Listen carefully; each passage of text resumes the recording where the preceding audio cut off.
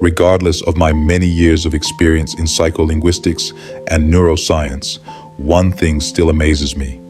People come to me and say, I'm an intelligent person. I read a lot. I pay attention to myself.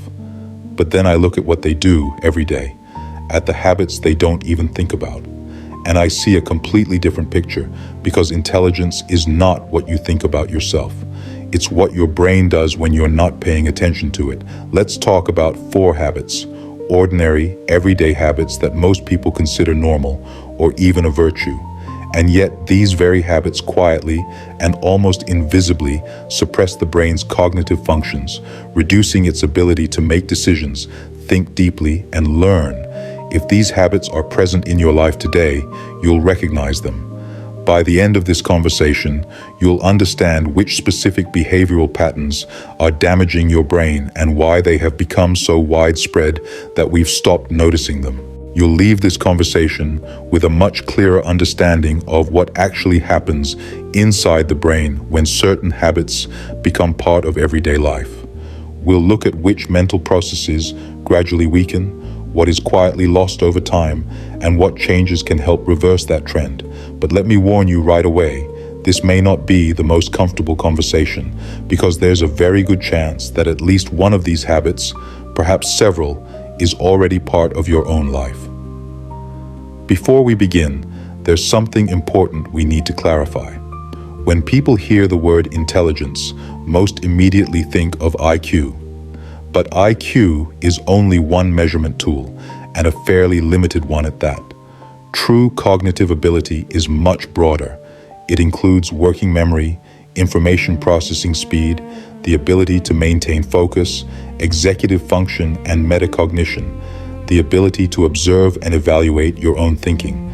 And perhaps most importantly, none of these systems are fixed.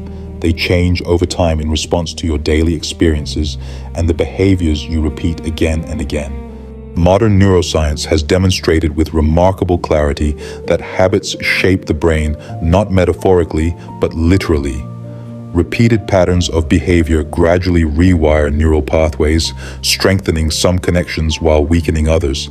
As a result, certain behaviors that appear completely harmless can, over the years, quietly train the brain toward reduced concentration, less cognitive flexibility, and a more superficial way of processing information. Numerous studies on neuroplasticity, including the work of Michael Merzenich and many other researchers in cognitive neuroscience, point to the same conclusion. The brain adapts to the demands that are placed upon it on a regular basis. If we consistently challenge it to analyze, remember, and solve complex problems, the underlying cognitive systems become stronger. But if we increasingly choose convenience, simplification, and passive consumption of information, the brain gradually adapts to that mode of operation as well. Now let's move on to the first habit. At first glance, it seems completely harmless. You wake up and immediately reach for your phone. You scroll through the news, check messages, watch a short video, then another one.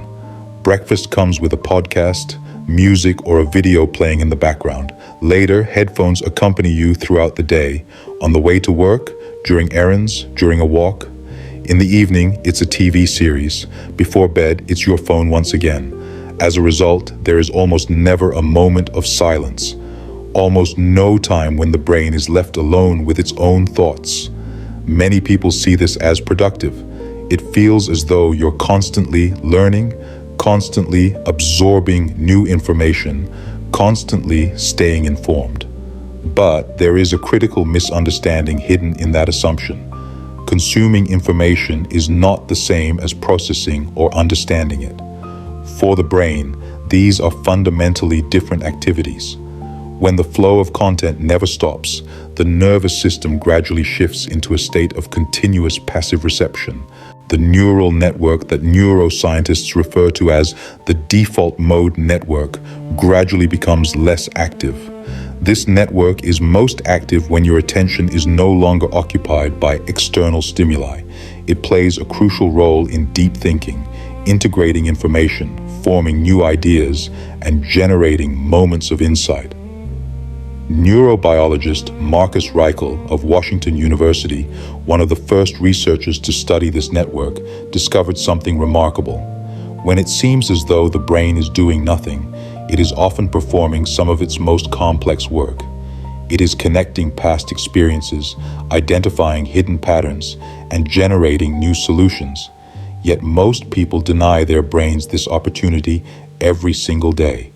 Every moment of silence that is replaced by another video, another podcast, or another stream of information becomes a lost opportunity for deeper cognitive processing. And then something predictable happens. The brain adapts. After months of living this way, many people begin to feel uncomfortable whenever they are left alone in silence. The absence of background noise creates a sense of unease. That is not accidental. It is a sign that the brain is gradually losing its ability to remain comfortably alone with its own thoughts. And this brings us to the second habit. It operates at an even deeper level because it affects the way we make decisions. Most people have no idea how rarely they use their full cognitive capacity during this process. There is a word that modern culture has almost turned into a warning sign. That word is difficult. A difficult book? Choose something easier. A difficult problem? Let someone else handle it. A difficult article? Find a short summary instead. At first glance, this does not look like laziness. What it actually represents is the gradual conditioning of the brain toward minimizing cognitive effort. Psychologist Daniel Kahneman, in his work on two systems of thinking, System 1 and System 2, described this with surgical precision. System 1 is fast, automatic, and intuitive. System 2 is slow, analytical, and mentally demanding. By default, the brain prefers the first system. That is perfectly normal. From an evolutionary perspective, it was highly advantageous. The problem begins when System 2 is rarely activated. When, day after day, you consistently choose the path that requires the least mental effort. Understanding is replaced by scrolling. Careful analysis is replaced by a quick search and a closed tab. Independent thinking is replaced by, "I'll just ask someone else." Research on cognitive load suggests that a brain rarely challenged by complex tasks gradually loses some of its capacity for precise analytical thinking. Neural pathways responsible for deep reasoning become weaker when they are not regularly exercised, much like a muscle that weakens when it is never used. Let me put it plainly. A brain that avoids mental effort for years becomes physically less capable of sustaining it. And this is where the situation becomes particularly dangerous, because the habit of cognitive ease does not remain isolated. It begins to influence the people you spend time with, those who never challenge your thinking. The conversations you engage in become simpler and more superficial. The content you consume becomes whatever is easiest to digest. Without realizing it, you gradually build an environment that never demands genuine thought. In that environment, your brain slowly loses its shape. But that is not the most disturbing part, because the third habit, the one most people consider completely normal social behavior, does something to the brain that I find genuinely unsettling. Human beings are social creatures. That much is undeniable. The brain evolved within complex social structures, and meaningful social interaction remains one of the most powerful cognitive stimuli available to us. But only a particular kind of interaction. Conversations about the weather, rising prices, or whatever happens to be on television are not what I mean. I'm talking about conversations that force you to think. Conversations that challenge your assumptions. Conversations where you encounter an argument you disagree with and are compelled to examine it rather than dismiss it. Conversations where you are exposed to a perspective that cannot be rejected with a simple reaction.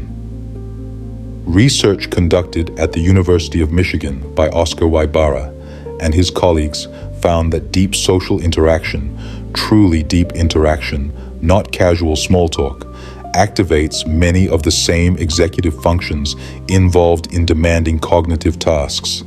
In other words, it literally exercises the brain. Superficial conversation does not. It keeps you operating within a cycle of automatic responses. You are no longer thinking, you are reacting. You are no longer formulating ideas. You are repeating familiar phrases and predictable opinions. And this is what happens after years of living in that mode. Your ability to express complex thoughts gradually begins to deteriorate. You find it increasingly difficult to articulate nuanced ideas, and conversations that require depth, reflection, and careful reasoning begin to make you uncomfortable. Depth. You avoid it and return to the superficial. The circle is complete, but there is something that connects all three habits and makes them especially destructive when combined. It is the fourth one, and when you hear it, you will understand why I saved it for last. Every day you do something, you experience something, you speak with someone, you make a decision, and then you immediately move on to the next thing. No pause, no reflection, no question. What was that? Why did I respond that way? What did I actually learn from it? This is the absence of reflection, and it is the quietest of all four habits precisely because it is almost invisible. Reflection is not overthinking. It is not self-criticism. It is metacognition in action, the brain's ability to observe and evaluate its own processes. This is what allows people to genuinely learn from experience rather than simply accumulate years without growth. Some people have 20 years of experience. Others have 1 year of experience repeated 20 times. The difference is reflection. Psychologist David Kolb described this principle in his model of experiential learning back in 1984. Experience alone teaches nothing. What teaches is the interpretation of experience. Learning does not occur simply because you do something. Learning occurs when you stop and examine what you have done. Neuroscience adds another important layer to this understanding. Reflection activates the medial prefrontal cortex, a region of the brain involved in self-awareness and the evaluation of one's own cognitive processes. When this area is rarely engaged, the brain gradually loses accuracy in self-assessment. You become less aware of your mistakes. You stop recognizing your own blind spots. And worst of all, you begin to believe that you understand everything precisely because you have stopped questioning whether you do. This is a well-documented phenomenon. In 1999, researchers Justin Kruger and David Dunning demonstrated that people with lower levels of competence often systematically overestimate their own abilities. The reason is surprisingly simple. The very skill required to accurately evaluate one's own thinking, metacognition, is often less developed in those individuals. That is not a coincidence. A lack of reflection does not merely prevent growth. It prevents you from recognizing that growth has stopped. And this is the crucial point. Each of these four habits is a problem on its own, but they rarely exist in isolation. They reinforce one another. Constant content consumption eliminates time for silence. Without silence, there is little room for reflection. Without reflection, it becomes difficult to notice that you are avoiding cognitive challenges. Without challenging tasks and meaningful conversations, the brain gradually loses its cognitive strength. And the weaker that strength becomes, the more comfortable superficial consumption begins to feel. It becomes a closed loop, a self-reinforcing cycle of cognitive decline. And what struck me most when I examined the research, not theories but actual neuroimaging data and long-term cognitive studies, was this. People trapped in that cycle usually do not feel that anything is wrong. They feel busy. They feel informed. They feel socially connected. A brain that has adapted to constant ease does not suffer from that ease. It simply forgets what a different state feels like. It is similar to someone who has spent an entire lifetime breathing the air of a poorly ventilated room. They do not realize they are missing fresh air because they no longer remember what fresh air feels like. So the real question is not, am I intelligent? The real question is, am I using my brain in a way that allows it to operate at its full potential? and the answer will not be found in IQ tests, academic degrees, or the number of books on your shelf. It is hidden within your daily habits. Now for the good news, and this part is strongly supported by modern neuroscience. The brain is plastic. That is not a motivational slogan, it is a biological fact. Research on neuroplasticity consistently shows that the brain responds to new demands at any age. The process may be slower than it is in youth, but it never completely stops. Neural pathways strengthen through repeated use. New connections form through practice. So what does that mean in practical terms? First, silence is not empty time. It is working time for the brain. 20 minutes without content, without a phone, without music, without a podcast.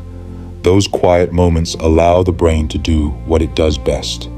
Integrate experiences, discover connections, generate solutions. This is not meditation. It is not mysticism. It is physiology. Second, mental effort is an investment, not a punishment. When you pick up a difficult book and fail to understand it on the first attempt, that is not evidence of low intelligence. It is evidence that your brain is working. The discomfort of understanding is often the feeling of growth taking place. Third, one meaningful conversation each week is worth more than 40 superficial ones. Find someone who thinks differently than you do, not to defeat them in an argument, not to prove them wrong, but to genuinely understand how they arrived at their conclusions. Your brain will gain more from that conversation than from an hour of passive scrolling. Fourth, reflection does not require much time. 5 minutes at the end of the day. One simple question: what did I learn today? Where did I fall short? What would I do differently if I had another chance? Those questions activate the medial prefrontal cortex. They literally exercise metacognition. But there is one more thing I want to add, and it may be the most important point of all. Simply knowing about these 4 habits changes nothing. That is the very trap we have been discussing. Reading is not the same as learning. Hearing is not the same as changing. Real change begins only when you choose one habit and start working on it. Just one. Today. There is also something rarely discussed. These 4 habits did not appear by accident. They are the product of an environment that we have gradually built around ourselves. We live in conditions optimized for cognitive ease. Algorithms show us more of what we already believe. Interfaces are designed to remove friction. A culture of speed rewards reaction and discourages reflection. Following these habits is quite literally the path of least resistance, which is why so many people fall into them. I have worked with highly intelligent individuals who remained trapped in this pattern for years without recognizing it. Not because they lacked intelligence, but because a brain that never reflects struggles to see itself clearly. That is why it is so important to stop from time to time and ask yourself, what am I doing to my brain? What demands am I placing upon it? What kind of mind am I building through my daily habits? These are not rhetorical questions. They may be the most practical questions you can ask about your cognitive future, because the brain you will have 10 years from now is being trained today. The 4 habits are simple. Constant background consumption with no space for silence. The systematic avoidance of mental effort. Superficial communication as the primary form of interaction. And the absence of reflection, the quietest and perhaps the most destructive habit of them all. None of these habits feels catastrophic. None of them appears dangerous in the moment. That is precisely why they are so powerful. The brain is an organ, and like every other organ in the body, it responds to how it is used. Use it and it develops. Neglect it and it declines. Train it for comfort and it becomes comfortable. Challenge it with complexity and it becomes capable of handling greater complexity. Intelligence is not a fixed trait. It is a dynamic system that changes every day, and the direction of that change depends largely on you. Take an honest look at your habits. Which of these 4 is yours? If this conversation made you think, leave a comment and tell me which habit resonated most with you.